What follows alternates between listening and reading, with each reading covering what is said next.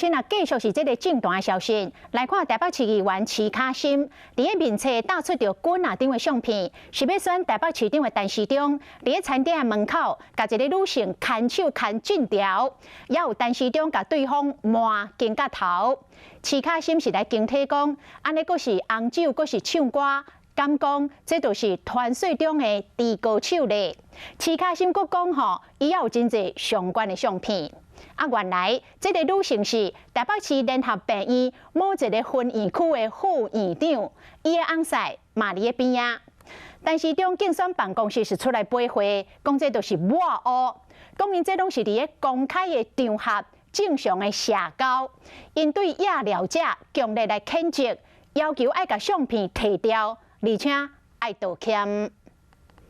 手牵甲真红，搁共揽肩胛头，但是中汉边的小姐互动真亲密。相片台北市议员徐卡心举出来引起讨论。 陈时中他身为台北市长的候选人，那竞选台北市长，我是市议员的候选人，我认为我有责任要跟义务要监督。相片当中的女性红举出来，伊是陈时中的含妹含翁婿两个人拢是医生，拢有参加这场餐会。这摆相片偷翕，互议员批评是讲食豆腐。陈时中讲这是正常的交流。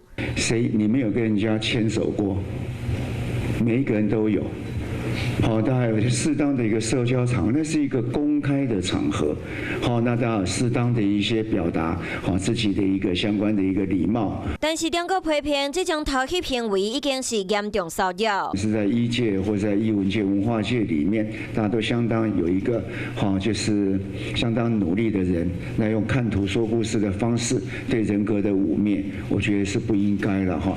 这篇答文指出来，抓风车执行长就伫面册下留话，讲陈时中上邀请的，伫餐会上尾才来，而且是甲好朋友致意，嘛批评文章当中所讲的真无公平，佮讲爱停止人身攻击。毋过选举近日上尾的2礼拜，候选人的一举一动，大部拢引起各界关心。